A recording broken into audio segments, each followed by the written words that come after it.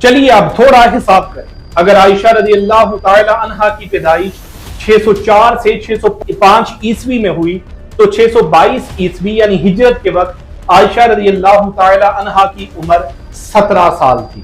یہ وہی 17 سال ہیں جو ہم اوپر ٹائم لائن انالیسز میں ہائی اینڈ ایسٹیمیٹ دیکھ چکے.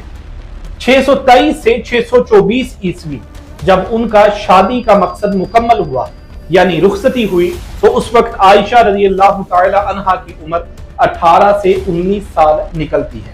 سبحان اللہ. یہ نتیجہ اب اپنے آپ سامنے آ رہا کہ علم منطق کے حساب سے حضرت عائشہ رضی اللہ تعالی عنہا کی عمر 6 یا 9 سال ہو ہی نہیں سکتی. اس کو ایک اور طریقے سے بھی سمجھیں. یقین انسٹیٹیوٹ کی ایک تحقیقی مضمون میں اسی حساب کو سمپلیفائی کر کے بیان کیا گیا. اگر اسما ہجرت کے وقت 27 سال کی تھی تو عائشہ 17 کی ہوں گی. عائشہ کا نکاح ہجرت سے 2 سے 3 سال قبل ہوا تھا تو نکاح کے وقت وہ 14 سے 15 سال کی تھی اور رخصتی کے وقت 17 سے 18 سال. یہ حساب بالکل سیدھا اور ایویڈنس بیسڈ ہے.